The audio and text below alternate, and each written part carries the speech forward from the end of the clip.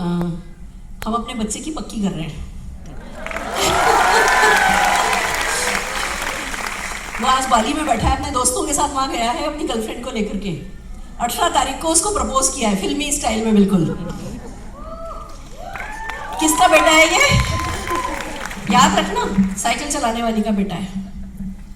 याद रखना, जब वो पैदा हुआ था ना तो मारुति ओमनी में घर आया था, वो मेरे ससुर जी की थी। याद रखना, जब वो पैदा हुआ था तो उसकी माँ एक सिंपल हाउसवाइफ थी, जिसको दिन में 3-4 घंटे तो डांट पिटती थी। और ये बात कभी नहीं भूलना कि वो एक 400-450 रुपए का जूता मैं उसको दिलानी भाई थी। आज वो लड़का अपनी गर्लफ्रेंड को, अपने दोस्तों को, सबको लेके खुद के खर्चे पे बाली गया है। बाली के best of the best places पे रह रहे हैं। कमरे में, सबके कमरों में, सब दोस्तों के कमरे में स्विमिंग पूल है। और सुबह सुबह जो ब्रेकफास्ट आता है ना, वो फ्लोटिंग ब्रेकफास्ट। मुझे वीडियोस भेज रहे हैं लगातार, फ्लोटिंग ब्रेकफास्ट की पानी में वो ब्रेकफास्ट फ्लोट कर रहा है। इधर एक दोस्त बैठा है स्विमिंग पूल में, इधर एक दोस्त बैठा है, इधर एक दोस्त बैठा है, इधर उसकी गर्लफ्रेंड बैठी है, इधर ये बैठा है, बीच में वो 2 ट्रे पानी में फ्लोट कर रही हैं। वो जो फिल्मों में हम देखते हैं ना, अभी वो फिल्मी स्टाइल में उसने अपनी गर्लफ्रेंड को प्रपोज किया है। आप सोचो, आप अपने बच्चों के लिए क्या खास करना चाहते हो? क्या वो 400 रुपए 800 रुपए का जूता जो नहीं दिलाया उसको कोसना चाहते हो, उसको रोना चाहते हो, या ये फैसला करना चाहते हो कि हमारे बच्चों को जिंदगी में कभी कोई कमी नहीं रहे? जो उसने पहनाई है ना 18 तारीख को, जो अंगूठी पहनाई है ना, वो उस शोरूम की बेस्ट अंगूठी थी। उस शोरूम में उससे अच्छी कोई अंगूठी नहीं थी। तो कुछ ऐसे इरादे, कुछ ऐसे सपने अगर आपके जाग गए ना। अभी मेरी मम्मी का जब देहांत हुआ तो मैंने फूल वाले को कॉल किया। मैंने कहा भैया, मुझे मम्मी मेरी चली गई है और अब मैं ही बेटा हूँ, मैं ही बेटी हूँ। मेरी एक बहन को यूएस में ब्रेन स्ट्रोक हुआ है, दूसरी बहन उसकी सेवा के लिए गई हुई है, तो दोनों बहनों में से कोई नहीं आ पाई, मैं ही थी अकेली। एक तरफ इस बात का दुख कि मम्मी चली गई और दूसरी तरफ इस बात का एहसास कि गई है तो इनकी आखिरी यात्रा भी उतनी शानदार होनी चाहिए जितना शानदार जीवन इन्होंने जिया है। मैंने फूल वाले को कॉल किया, मैंने कहा भैया मुझे अर्थी सजवानी है। देखो, मैं बहुत व्यक्तिगत बात कर रही हूँ क्योंकि मैं इस समय बहुत इमोशनल हुई हुई हूँ और मैं सोच समझ के नहीं बोल सकती, मैं दिल से ही बात कर सकती हूँ सिर्फ। तो जो मेरे जीवन में हो रहा है वो मैं आपको बता रही हूँ, ठीक है? मैंने उसको कॉल किया, मैंने कहा सब लोग वैन सजाते हैं, एम्बुलेंस जो आती है वो सजाते हैं, सब लोग विश्राम स्थल सजाते हैं, मुझे मम्मी की अर्थी सजवानी है। मैंने मम्मी के लिए मेरे पापा की पसंद की साड़ी ला करके रखी थी, ब्लाउज सिलवा के रखा था। मुझे पता था बहुत तबीयत खराब चल रही थी, मेरे को पता था मेरी मम्मी पापा से मिलने जा रही हैं, तो पापा की फेवरेट जो बॉटल ग्रीन कलर का है ना, फेवरेट कलर है, उस कलर की साड़ी बनवाई, ब्लाउज बनवाया, मैंने उस अर्थी को सजवाया। जो भी हमारे रिश्तेदार आ रहे थे पूछ रहे थे तुम ऐसा करती कैसे हो, तुम्हारे पे एक तरफ इतना दुख पड़ा है, हम सोचते हैं तुम इतनी अकेली हो, दोनों बहनें नहीं पहुंच पाई, अरुण जी है नहीं, तुम ये सब करती कैसे हो? मेरा एक ही जवाब था, मैं सब कुछ दिल से करती हूँ। और बस वही मैं चाहती हूँ कि हर कोई करे। हम सबके दिल में अरमान होते हैं, अरमानों की कमी नहीं होती है, हम उन्हें साइड कर देते हैं, बहाने बना लेते हैं। हमारी मजबूरियों को, हमारी कमजोरियों को, हमारी लिमिटेशंस को हम बड़ा बना लेते हैं, तो हम ढंग से नहीं कर पाते। जब मम्मी सजी ना, जब मम्मी को सजाया गया, किसी की आंख वहां से हिली नहीं। जो लोग जूम पे, हमारे बाकी के दूर के रिश्तेदार और मेरी बहनें सब जो जूम पे देख रहे थे ना, हर किसी के मुंह से ये निकला कि ओ माय गॉड, क्या लग रही है ये। ऐसा लग रहा था बस अभी जाकर के अपनी स्कूल में टीचरी करने निकल लेंगी। फिर जब उस दोनों साइड फूलों से सजी हुई अर्थी पे लिया गया, फिर एम्बुलेंस में लिया गया, हमने सारा उसका बहनों के कारण ब्रॉडकास्ट किया था। सबने कहा कि भैया जैसा जीवन इन्होंने जिया वैसे तुमने इनको विदा किया। मैं आपसे पूछती हूँ, किसी से प्यार करते हो? बहुत ज्यादा। देखो, प्यार हम सब करते हैं, मैं ना प्यार को पैसे से नहीं तोल सकते। गरीब से गरीब इंसान भी अपने बच्चों को, अपने अपनों को प्यार करता है। फर्क होता है ना, तो वो केयर के स्टैंडर्ड में फर्क होता है। मैं आप सबको एक बात सिखाना चाहती हूँ, अपनी जो केयर के स्टैंडर्ड है ना, दूसरों के लिए जो आप करते हो, प्यार से ज्यादा होती है केयर, बहुत बड़ी चीज होती है। प्यार तो वो तो एक भावना है, पर उस प्यार में जो ताकत आती है, उस ताकत को दूसरों के लिए कुछ करते हैं, उसको केयर कहते हैं। उस केयर के स्टैंडर्ड को हाई करो, आज इस स्टैंडर्ड पे, कल इस स्टैंडर्ड पे लेके जाओ, फिर इस स्टैंडर्ड पे, फिर इस स्टैंडर्ड पे, फिर इस स्टैंडर्ड पे। मतलब आप अपने अपनों के लिए ऐसा करो कि उससे बेहतर कुछ किया ही नहीं जा सकता। आज मैं कह रही हूं ना कि मेरे पापा मम्मी के पास जैसे सर्वेंट्स अवेलेबल थे वैसे उससे बेहतर सर्वेंट हो ही नहीं सकते। ये बात शान से कह रही हूं ना, मैं वो चाहती हूं आप लोगों से। जैसी गाड़ी आपके बच्चे को चाहिए उससे अच्छी गाड़ी दुनिया में हो नहीं, वो गाड़ी देने की इच्छा रखो ना। जैसे घर का आपका आपके अपनों का सपना हो वैसा घर अपनों को देने का इरादा रखो ना। जो भी देश विदेश, जो भी, अब जो मेरी बहू होने वाली है वो खूब शौकीन है, ये मेरी बड़ी गुड लक है। मैं कहती हूँ निशान तो जितना भी पैसा कमाएगा ये सब खर्च करेगी, चिंता की बात नहीं है। वो खुद भी कमाएगी, वो बहुत स्मार्ट, बहुत इंटेलिजेंट। मेरे को बेवकूफ लोग नहीं पसंद। कहते ना एक है ना समझदार दोस्त से बेवकूफ दोस्त, वो एक बेवकूफ दोस्त से समझदार दुश्मन बेहतर है, मैं मानती हूँ। दिमाग के पैदल लोग ना जिंदगी में कुछ नहीं कर पाते। तो समझदार लड़की निशान ने पसंद करी है, बचपन की सहेली है उसकी, 12-13 साल से दोस्ती है। तो दोनों साथ ही बड़े हुए हैं। आप सबकी दुआएं चाहिए कि हाँ खूब शुभ हो दोनों के लिए ये जीवन। पर बस मैं आज आप सबके सामने खड़ी हूँ और अब मैं जो कुछ भी बात करने जा रही हूँ उससे पहले आप सबसे प्रॉमिस चाहिए, अपने परिवार के केयर के स्टैंडर्ड्स को हाई करोगे। Are you ready? तैयार हो? एक एग्जाम्पल, जिस होटल में ये लोग ठहरे थे उस होटल में झरना है, बहुत अच्छा खूबसूरत झरना है। उस झरने के सामने प्रपोज करने का इरादा बना कि इस जगह पे प्रपोज करेंगे। 1000 कैंडल है ना का एक डेकोरेशन हमें समझ में आया, हमने वो सेलेक्ट किया और फिर इंस्टा पे देख रहे थे कि एक आउटसाइड डेकोरेटर हमें समझ में आई कि ये सिट आउट बहुत अच्छा लगाती है, एक झूला सा लगाएगी, एक कैनोपी लगाएगी, कुछ खाने पीने को अच्छी चीजें लाएगी। हमने वो सेलेक्ट किया और उसको हाँ भर दी कि ठीक है ये लोग 1000 कैंडल करेंगे, ये करेंगे और ये बाकी का डेकोरेशन बाहर वाली करेगी। वो वहाँ पहुंच गया और पता चला कि जो यहाँ से उसने पेमेंट किया था उस लेडी को 45,000 रुपीज का, वो पेमेंट उसके पास पहुंचा नहीं। यहाँ बैंक वाले कह रहे पहुंच गया, वो कह रही है पहुंचा नहीं। अब कितना आसान था, थोड़ा लड़ाई कर लेना, थोड़ा झगड़ा कर लेना, भैया हमने तो पैसा दे दिया। निशान कहने लगा मम्मी ये हुआ है क्या करें? चुपचाप एक और पेमेंट कर, समझ लेंगे डबल खर्चा हो गया, पर तेरा वो दिन दोबारा नहीं आएगा। उसे दोबारा पेमेंट किया, दूसरा पेमेंट किया, वो दिन पूरा निकला। अगले दिन हमने उससे कहा कि भैया आप 3 बैंक इन्वॉल्व थे, आपका पैसा के बीच में अटक गया है, जब भी आपके पास पेमेंट आ जाए हमें एक क्रेडिट नोट दे देना, हमें वापस से पैसा दे देना। ये क्या होता है जिंदगी में? पैसा इतना कमाओ कि वो एक एक लम्हा आपके लिए महत्वपूर्ण हो जाए, पैसा कम महत्वपूर्ण हो जाए। अभी हम सबके लिए पैसा बहुत महत्वपूर्ण है, होता है ना? पैसा महत्वपूर्ण है जब एक कमाना शुरू करते हैं। फिर एक वक्त ऐसा आता है कि पैसे से ज्यादा हर लम्हा, हर मेमोरी, हर मोमेंट हमारे लिए इंपॉर्टेंट हो जाता है। तो एक दूसरा प्रॉमिस मुझे जो आपसे चाहिए वो ये कि सब लोग इतना पैसा कमाओगे कि पैसा आपके लिए मायने नहीं रखे। Are you ready? तैयार हो? Are you ready? फैंटास्टिक, मैं भी तैयार हूँ। कितने लोग मुझे पहली बार देख रहे हैं? ओह माय गॉड, ऐसा लग रहा है सभी पहली बार देख रहे हैं। थोड़ी अजनबी सी लग रही हूँ, पहचानी सी लग रही हूँ। पहचानी वैसा नहीं लग रहा ना, पहली बार मिल रहा हूँ, मुझे भी नहीं लग रहा मैं आप लोगों से पहली बार मिल रही हूँ। पर चलो पहली बार मिल रही हूँ तो जरा थोड़ी सी अपनी स्टोरी आपको सुनाना चाहूंगी। क्यों सुनाऊंगी? जिससे आपको पता चले कि मैं कहाँ से आई हूँ। मेरी सफलता सबको पता है, 1.25 करोड़ का चेक, गाड़ियाँ, बंगले, ये वो सबको पता है। और कहाँ से उठ के आई, कैसे उठ के आई, वो किसी को भी अंदाजा नहीं है। पहले बता दूं, हम 1:30 बजे तक सेशन में करूंगी, 1:30 बजे तक का सेशन में करूंगी। अगले 15 मिनट में आप लोगों को हॉल खाली करना होगा। आपको पता है ना एक और सेशन है, 1200 लोगों का बाहर जाना, 1200 लोगों का फिर से अंदर आना, इट टेक्स टाइम। तो 1:30 बजे तक का सेशन मैं करूंगी। आप लोग सेशन खत्म होते ही तुरंत हम लोग बाहर निकलेंगे, एम आई राइट? हॉल खाली करेंगे जिससे दूसरी टीम आ सके। अगर आप में से किसी का कोई अपना छूट गया है तो अल्पेश जी से बात कर लेना। अगर शाम के शो के एक और शो होने वाला है उसके कोई टिकट अवेलेबल होंगे, मेरे ख्याल से 50 टिकट मनीष त्रिपाठी जी की टीम के हैं, अगर किसी को चाहिए तो मिल जाएंगे। रिपीट करूंगी वैसे मैं, हाँ 300 चाहिए। एक बात बोलूं, जहां चाहा वहां रहा। इतनी जगह खाली पड़ी है अभी तो, ये सारी सीढ़ियां खाली पड़ी है। किसी को नीचे बैठने में एतराज तो नहीं है? मुझे कभी नहीं हुआ, मुझे कभी नहीं हुआ। क्यों? मैं कहती हूँ जो स्पीकर है वो 3 घंटे खड़ा हो सकता है, तो आप 3 घंटे तकलीफ नहीं उठा सकते? जो स्पीकर है वो तो करोड़ों कमा के आया है, आपको तो अभी कमाने हैं। यस और नो? वैसे भी वैष्णो देवी जाते हैं तो क्यों वैष्णो देवी का कमाल क्या है? माता रानी का भी कमाल है, और साथ में हम तकलीफ उठा के जाते हैं तो क्या विश्वास पड़ता है? अब तो हमने तकलीफ उठा ली हुई है, अब तो जरूर माता रानी की कृपा होने वाली है। यस और नो?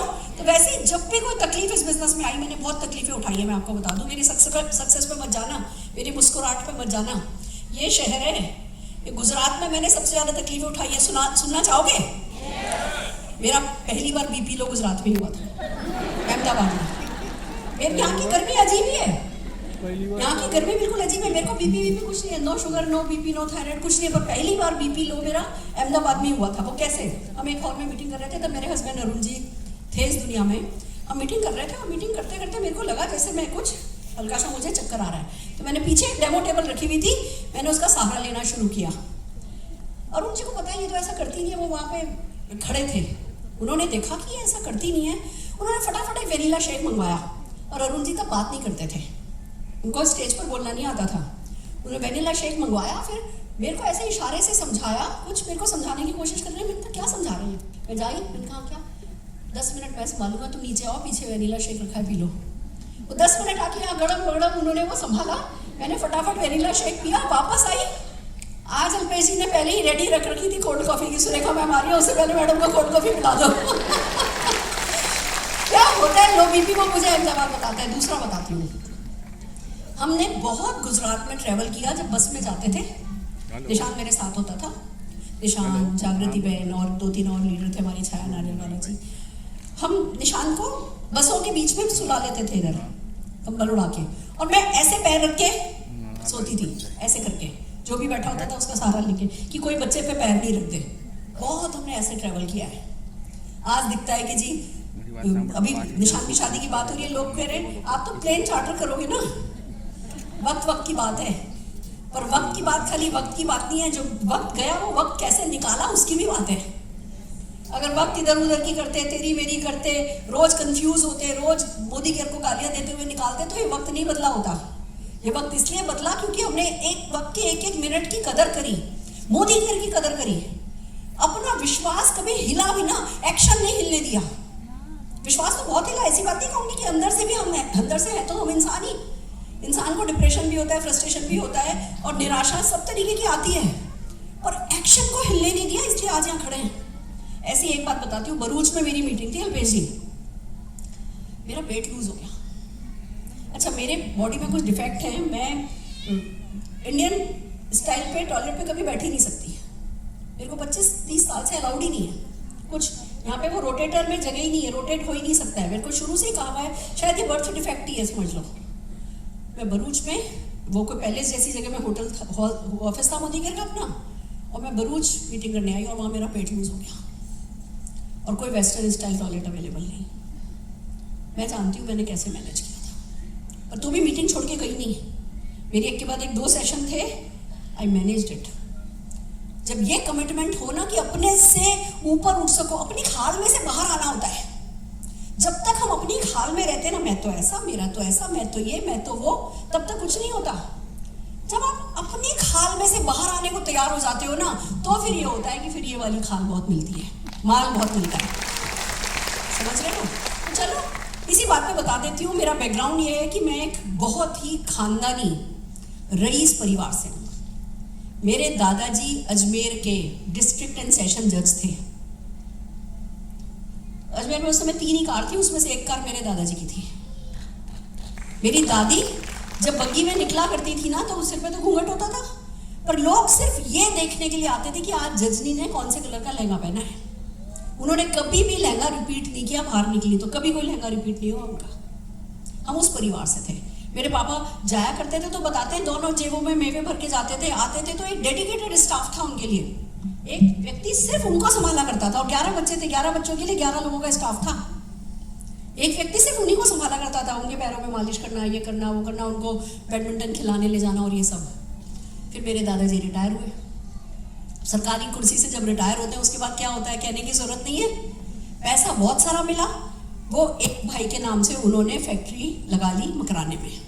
7 खाने खरीदी गई, एक गुलाबी पत्थर की, एक इस पत्थर की, एक उस पत्थर की, और एक पत्थर कटिंग की फैक्ट्री लगा दी एक सबसे बड़े वाले ताऊजी के नाम से। फिर क्या हुआ हमें पता नहीं, धीमे धीमे वो खाने घाटे में चली गई, वो फैक्ट्री घाटे में चली गई, सब भाइयों को अपना अपना हिस्सा दे करके फिर एकदम से दिन पलटे और हमें किराए के घर में शिफ्ट हुए। और उस घर में 11 कमरे थे और 11 किराएदार थे। एक कमरा एक किचन, एक कमरा एक किचन, टॉयलेट नहीं थी। जंगल जाया करते थे हम। मेरी मम्मी को जंगल जाना, मुंबई की लड़की, वो तो जज के घर आई थी ब्याह करके। अचानक से दिन पलटे, मम्मी नहीं जंगल जा सकती थी। हम तो छोटे थे, बच्चों को तो क्या जैसे में रख लो वैसे में खुशी, हम तो बल्कि खुशी खुशी जाते थे, लोटा लेके जाते थे, आते वक्त मिट्टी भर के लेके आते थे, उस मिट्टी से जो है हम बागवानी करते थे, अपने घर के बाहर फूल लगाते थे। हमने तो मतलब देखो, इंसान को खुशी के लिए बंगला नहीं चाहिए, खुशी तो जंगल में मंगल किया जा सकता है, कोई दिक्कत की बात नहीं है। हम मेले में जाते थे, बैलगाड़ी में बैठ के जाया करते थे। 5 रुपए मम्मी देती थी, हम दोनों बहनें जाती थी मेला, 5 रुपए देती थी। बिलीव मी, हम कभी 5 रुपए खर्च करके नहीं आए। 25 पैसे 20 पैसे के शहतूत लेके घर आ जाते थे कि मिल बैठ करके खा लेंगे। जहाँ जाते थे लगता था कि अरे भैया मम्मी पापा इतनी तकलीफ उठा रहे हैं और हम जी वो मैरी गो राउंड पे घूम लें, काला खट्टा खा ले, पैसा एक खर्च हो जाएगा, मम्मी इतनी तकलीफ उठा रही है, घर की तकलीफ है तो हमें पता थी ना। दोस्तों, मेरी मम्मी को क्योंकि जंगल जाना पसंद नहीं था, वो अपनी हेडमिस्ट्रेस के यहाँ टॉयलेट थी, वो तब वो वाली टॉयलेट थी जो वो मल का वो उठा के बंदा रोज लेकर के जाता था सिर पे, वो वाली टॉयलेट थी उन दिनों। बहुत लोगों के लिए तो ये बिल्कुल अलग ही बात होगी कि ऐसा भी कुछ होता है क्या। तो फ्लश नहीं होता था, आप करते थे, नीचे डब्बा होता था, वो डब्बा कोई उठा के लेके जाया करता था, साफ करके लाके फिर लगाया करता था। मम्मी दिन में एक बार जाने के लिए दिन भर खाती नहीं थी, पानी नहीं पीती थी, क्योंकि अब हेडमिस्ट्रेस के घर कितनी बार जाके खटखट करोगे कि आपका टॉयलेट यूज करना है। एक ही बार जाती थी मम्मी।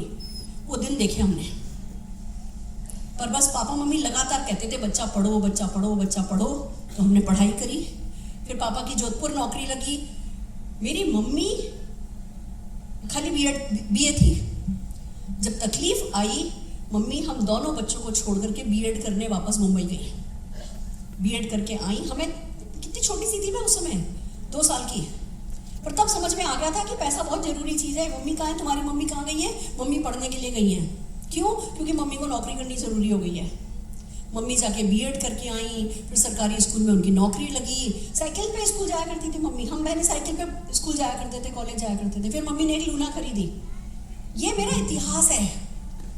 एक ही जनरेशन में क्या किया जा सकता है, ये भी आप लोगों को समझ में आएगा कि मोदी केयर, ये जो हम ऐसे 1 मिनट में कह देते हैं ना, अरे मोदी केयर का, आपके मोदी केयर का, आपका मोदी केयर, हम किसी को भी अपलाइन को बोल देते हैं आपके मोदी केयर ने ये कर दिया, आपके मोदी केयर का 2 दिन से सामान नहीं आया, बोलते हैं ना। ये जो मोदी केयर है ना, मोदी केयर जिसको वैसे आपका करके कह देते हैं, ये मोदी केयर किसी के जीवन में क्या कर सकता है, उसके लिए मैं आपको मेरा इतिहास बता रही हूँ। फिर जोधपुर आ गए। पापा कहते थे बच्चा पढ़ लो, खूब पढ़ाई करी। फर्स्ट के अलावा सेकंड आ जाए तो हमारे घर में डांट पिटती थी, सेकंड आना अलाउड नहीं था। हम सिर्फ फर्स्ट आने के लिए पढ़ा करते थे। पर मेरा ननिहाल बम्बई में था, और बम्बई में मेरे मामा के पास वो 3 पहिए वाली कार थी, टोयोटा ऊपर से खुलने वाली कार थी। यहाँ पे पैसा था। 1.5 महीने हम यहाँ रहा करते थे, तो हमें पैसे की इंपॉर्टेंस समझ में आती थी कि भैया पैसा तो होना चाहिए। कैसे आएगा पैसा? मैं पढ़ाई कर लो, और तो कोई ऑप्शन नहीं था। पापा मम्मी कहते थे बेटा हम कभी तुम्हें लाखों रुपया नहीं लगवा के कोई बिजनेस शुरू करेंगे, तुम नौकरी करने के लिए बने हो बच्चा, नौकरी करने के लिए पढ़ाई जरूरी होती है। मैंने बीकॉम किया, एमकॉम किया, एमफिल किया, यूजीसी नेट क्लियर किया, पीएचडी शुरू हुई तो लड़के देखे जाने लगे। एक लड़का पसंद आया, अरुण भार्गव। देखने आए थे अरुण जी मुझे, आते हैं ना, दिखा देखी होती है। तो हमारे यहाँ 2 मिनट 5 मिनट के लिए आपको साइड में एक रूम में बैठा देते हैं। अभी वो साइड रूम में बैठे और इनका मन कर रहा था मुझे छू ले, ऐसे ना इनके हाथ खुलबुला रहे थे, पता चल रहा था ऐसे कुछ बहुत जोर से हंसते थे, ठाका लगा के हंसते थे और फिर हाथ बढ़ाते थे। फिर मैं थोड़ा पीछे होती थी तो खुद भी पीछे हो जाते थे, फिर हंसते थे, फिर हाथ बढ़ाते थे। मैंने कहा यार लड़का ठीक है, खूब हंसता है। मैं तो उनकी हंसी पे ही लुट गई। मैंने कहा यार ये लड़का पसंद है। सुबह अरुण जी देखने आने वाले थे, शाम को लखनऊ का एक फर्नीचर शोरूम के मालिक का इकलौता बेटा भी देखने आने वाला था। भार्गव में शादी होती है, कुल और गोत्र देख करके। शाम को वो लड़का बहुत रईस, ये तो स्ट्रगलिंग चार्टर्ड अकाउंटेंट। पर इन्होंने ये बात मुझे बोली थी, सुरेखा मेरा अभी स्ट्रगल पीरियड शुरू हुआ है, अभी तो मैं शुरू हुआ हूँ, ये बात उन्होंने बोली थी। फिर मुझसे पूछते तुम्हें गाड़ी चलानी आती है? तो मैंने कहा हाँ मुझे लूना चलानी आती है। कि नहीं नहीं कार चलानी आती है। मैंने कहा नहीं कार तो नहीं आती, सीख लेना। देखो अभी हाँ नहीं भरी है, ये क्लोजिंग स्टाइल थी। कह रहे सीख लेना, वो क्लोजिंग करके गए थे जाने से पहले कि जी कार तो सीख ही लेना। मैंने सोचा भैया लड़के के पास कार तो होगी, जब कार चलानी सीखने की बात कर रहे हैं। अच्छा पहले उस जमाने में इतनी तो इंक्वायरी तो करते नहीं थे। फिर भार्गव में फैमिली अच्छी थी। शाम को वो फर्नीचर वाला देखने आया, पापा मम्मी को बड़ा पसंद आ गया, पैसे वाला लड़का, ये तो भैया स्ट्रगलिंग चार्टर्ड हूँ। मैं कहूँगी मैं तो वो सीए से शादी करूँगी। मेरे पापा कह रहे नहीं वो इलाहाबाद के प्रिंटिंग प्रेस वालों के यहाँ भी देखने जाने का डेट फिक्स है, वो इंदौर वाला वो 407 जिसके 10 चलते हैं उसको भी देखने जाने की डेट फिक्स है, सबके अपॉइंटमेंट लिए हुए। वो तो मेमोरी जॉकर बना के बैठे थे मेरे पापा, तो लंबा चौड़ा वो सब देखने दिखाने का कार्यक्रम कराने लेके गए। और मैं मम्मी को कह के गई थी मेरे को ये सीए पसंद है, मैं इसी से शादी करूँगी। ये बात मैं आपको क्यों बता रही हूँ, दिल को फॉलो करना चाहिए। जब दिल को फॉलो करते हो तो खुश रहते हो। और सफलता खुशी लाए ये जरूरी नहीं है, पर खुशी सफलता जरूर लाती है। तो ना जब आपका दिल कुछ कह रहा है ना आपसे करने के लिए, फिर फैसला कर लो। पहली बात फैसला कर लो अपनी मनपसंद का, फिर उस फैसले को सही साबित करने के लिए जान देने को तैयार हो जाओ। सफलता जिद मांगती है, जुनून मांगती है। आपने सुना होगा ना, जब हम छोटे थे पैदा हुए थे तो स्वेटर बनाया जाता था, तो हमें क्या समझ में आया कि गर्मी ऊन में है, यस और नो। फिर थोड़ा बड़े हुए, स्कूल जाने लगे, गर्मी की छुट्टियां होने लगी, तो समझ में आया गर्मी जून में है। फिर थोड़ा बड़े हुए, जवानी आई, जवानी का जोश चढ़ा, तो समझ में आया गर्मी तो खून में है। फिर जब मोदी केयर ज्वाइन किया, सफलता के लिए काम किया, तो पता चला कि गर्मी ना ऊन में है, ना जून में है, ना खून में है, गर्मी तो सारी जुनून में है। जुनून से क्या होता है, किसी भी चीज का जुनून चाहिए होता है। जुनून है जो आपको सफलता दिला सकता है, जुनून है जो गर्मी चला सकता है। और बाकी सारी गर्मी तो टेम्परेरी है, मौसम बदल जाएगा, एसी लगा दो तो ऊन काम नहीं आएगा। और एकलौता जुनून ऐसा है जो हर हाल में आपके काम आएगा। ये हमें ना बाद में समझ में आया। पर चलो, अरुण जी से मेरी शादी तय हो गई। मैं जब अड़ी गई तो शादी तय हो गई। अब ये मिलने आने लगे, 2-3 सवाल पूछते थे, घूमने कहाँ चलोगी, हनीमून पे कहाँ चलोगी। उस जमाने में लड़की क्या कहती है, जहाँ ले चलो, जहाँ ले चलो। और आजकल के बच्चे सारी प्लानिंग करके बैठे होते हैं। हम लोगों के टाइम पे तो भैया जहाँ ले चलो, जहाँ ले चलो। ये हर बार आते थे, गिटार बजाते थे, गाना सुनाते थे और पूछते थे कहाँ घूमने चलोगी। और शादी के बाद भी पूछते थे कहाँ घूमने चलोगी। अब मैं सोचूं इन्होंने बुकिंग कुछ करी नहीं है। फिर ये मुझे 18 घंटे की बस में बैठा के कुल्लू मनाली लेके गए। फिर रास्ते में वो रजाई के अंदर मेरे को समझाया कि सुरेखा मेरी लाइफ में बहुत स्ट्रगल है, बहुत बिजनेस काम मेरा बहुत है, पर क्लाइंट पैसे नहीं देता है, थोड़ी तकलीफ है, तुम मेरा साथ दोगी ना। हिंदुस्तानी लड़की क्या कहती है, हाँ, मतलब पूछने की बात ही नहीं है, जो भी है वो हमारा है। मैंने पता मनी मन क्या सोचा कि अभी शादी में इतनी साड़ियाँ मिल गई, इतने जेवर मिले, जिंदगी भर मुझे तो कुछ और चाहिए ही नहीं। वो तो जब पहला बच्चा